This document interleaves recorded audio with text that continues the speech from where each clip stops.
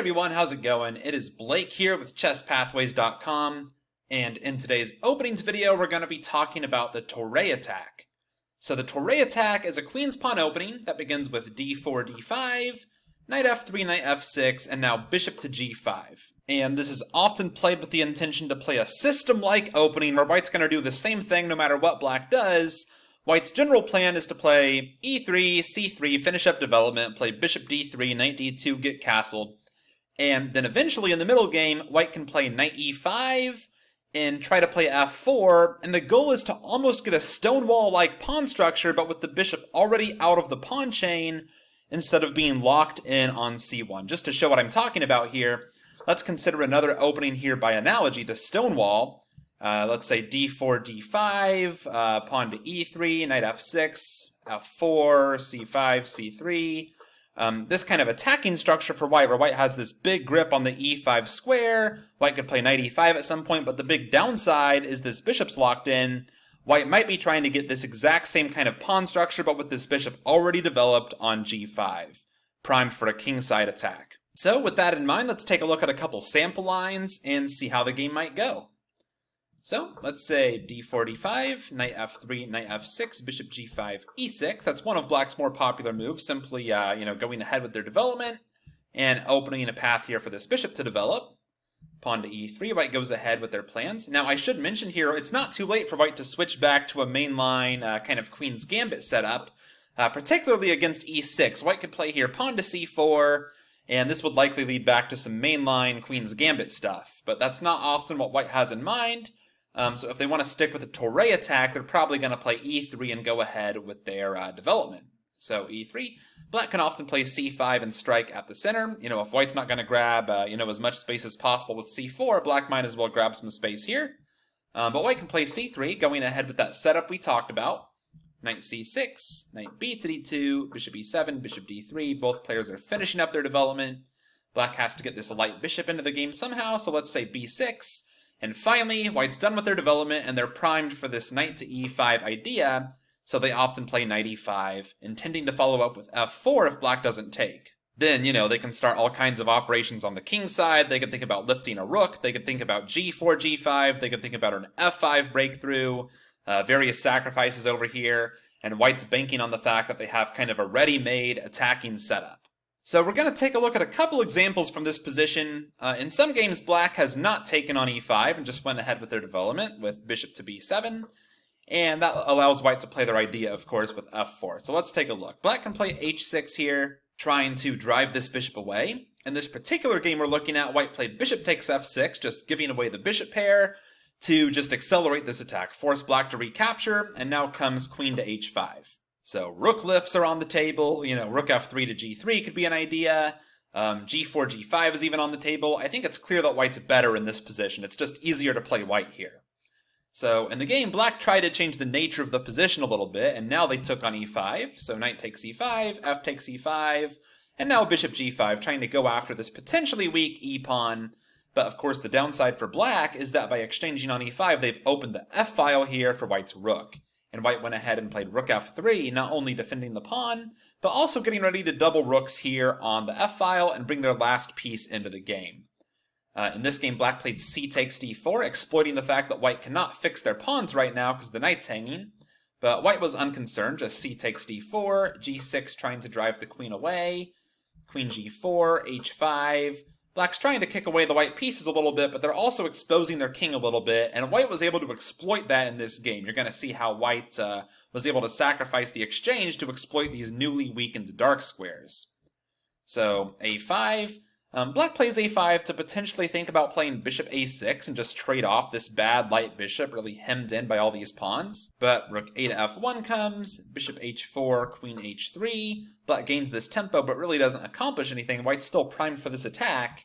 And after bishop a6, black trades off the bad bishop. But here comes this kind of bolt from the blue from white. Rook f6, just cutting off the bishop from the queen and forcefully sacrificing the exchange to really weaken these black dark squares. Now, I was curious when I saw this in my database, so I checked with computers. It turns out this sacrifice isn't fully sound. Black can defend if they really play perfectly, But it's not very easy at all. After bishop takes f6, e takes f6, it's easy to imagine all of black's problems here. Knight f3 is coming, followed by either knight e5 or knight g5. This queen can try to wriggle around into the dark squares. G4 could come at the right moment to try to blow open the lines to the king. And with only major pieces left on the board, it's not easy for these pieces to come to black's defense. So I'll clear these arrows for you. You could definitely have some fun, playing this as a training position, trying to play both sides of it, doing some analysis. But white's attack prevailed in this game. And it's a good example of the aggressive kingside attack style that white's going for in the Torre Attack. I said we'd look at another example from this kind of starting position after knight to e5. We looked at what happens if black plays bishop b7. In some games here, black takes right away, trying to prevent white from just executing this attack with knight takes e5. So let's go ahead and take a look at this. After d takes e5, knight d7, there's probably going to be some exchanges. Bishop takes, queen takes, and white can still play f4, and in fact they probably should, because this e5 pawn could be overextended otherwise. But I feel like this structure is not as bad for black as the one in the game we just looked at. For example, after bishop b7, queen h5, g6, just trying to drive the queen away, and of course prevent the checkmate here on h7. Now, you could worry the dark squares here are going to be weak because there's no dark bishop on the board for black, but we're going to see black's point. After queen h6, black can actually try to change the nature of the situation here on the king side and start fighting back against white's space advantage by playing f6, trying to open up this rook here on f8, and it also lets the queen defend laterally. Just to show a sample line here, let's say knight f3, f takes e5, f takes e5.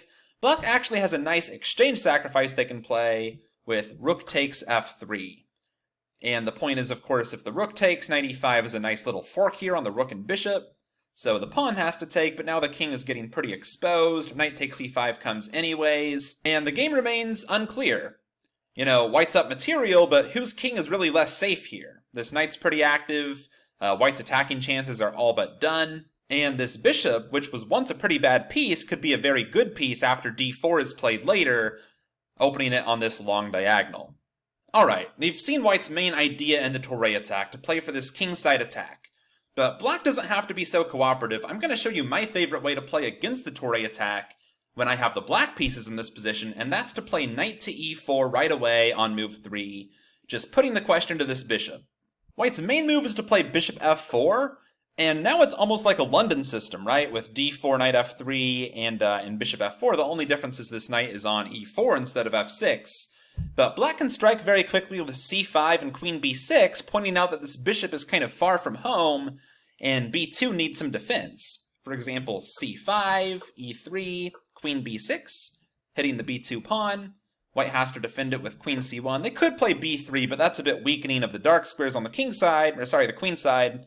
Especially because this bishop can't really help out and fight for those squares anymore. So queen c1's the main move, but now black can develop very harmoniously. Knight c6, c3, bishop f5, the bishop gets out of the pawn chain this time. Black plays bishop f5 before playing e6. Knight d2, rook c8, just eyeing that queen. Bishop e2, e6, opening up the dark bishop. Castle, bishop e7. White can finally exchange on e4 if they want, and, get this d2 square for the queen, so the queen doesn't have to sit on this c1 square. But clearly, black is fine here. White can still play knight e5 like they usually do, but okay, knight takes e5, bishop takes, rook c6, and in this particular sample game I'm showing, black was able to get a lot of play on the queen side before white got any play going on the king side. And I thought about ending this sample line here. This is really the end of the opening phase of the game.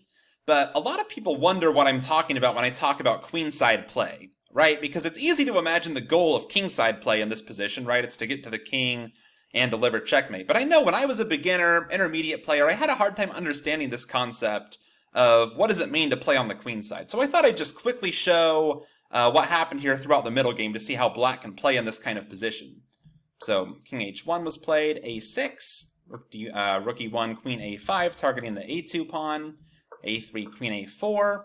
White has a lot of holes here on the light squares. Bishop d1 trying to kick the queen away. Queen b5. Bishop e2 and c4. So black locks up the queen side, potentially trying to turn b2 and a3 into targets later on. If white's not careful, for example, black could just play queen b3 and rook b6, and you can't really defend b2 very easily because the b1 square is under control by the bishop. So white didn't want to deal with that. They played b4, trying to exploit that black cannot take on passant because of the pin. But now black just played queen a4, and now a3 became the new target. So rook c1, bishop d3, nice little exploitation here, trying to trade off this bishop. The point is, of course, if white tries to win a pawn, then black's going to win a pawn too, and c3 is very weak. So white did not go for that. After bishop d3, they simply played rook a1 to defend the a3 pawn. But now comes bishop takes c2, queen takes c2, and a5. Black's ready to open lines on the queen side. They've really frozen these white pawns in place. They're going to double on the a file, and it's clear that black has their fair share of the chances here. For example, e4, takes. White tries to open the center to get some counterplay, but now comes rook a8, d5. White tries to fight back in the center. Takes, and now a takes b4, opening up the a file. And black was much better in this position. So that's one example of what can happen after knight e4 here. In my opinion, it's not very pleasant for white to play this kind of position if you're just going to play bishop f4, e3, c3, and stick within your normal setup, because black gets a pretty good game, as we just saw, by just playing c5, counterattacking b2 with queen b6, developing the bishop actively. It's really hard to get your ideal attacking setup here with white. White has tried some other options here against the knight e4 line. For example, one that I should mention is bishop h4, with the intention that after c5, to not go for this normal setup, e3, c3, all the, robotic, autopilot moves, but to instead take on c5. And this does at least temporarily deny this queen the b6 square, but white's certainly not going to be able to hold on to this pawn. Of course, this knight can pick it up at any moment. Even the bishop could at a later point, possibly, depending on how the game goes. And just to show a sample line, let's say knight c6, e3, g6. It's common to fianchetto here because with this d-pawn gone, this bishop could be pretty strong on this long diagonal. Knight d2, challenging this knight, and of course, instead of exchanging off, black's going to recoup their pawn. And black is certainly fine here, although white is too. All in all, the Toray attack remains pretty popular in amateur chess because, as we've seen, if black isn't very well prepared, it can be pretty easy to generate a ready-made attack by playing simple and easy-to-understand moves. The reason it's not as popular in professional chess is because, again, as we've seen, if black is well prepared, it's a pretty easy opening to counter. Black gets a pretty comfortable position if black knows what they're doing. And white's just going to be able to put a lot more pressure on black by playing something like the Queen's Gambit or another mainstream mainline opening than they are in the Torre attack. Thanks for watching, everyone, and please make sure you visit chesspathways.com and get signed up there. It's totally free, only takes 5 seconds, and I will send you a free move-by-move guide to chess thinking when you sign up. It took me way too long to become a chess master, and I want to help you do it in a fraction of the time. Thanks, and I'll see you there.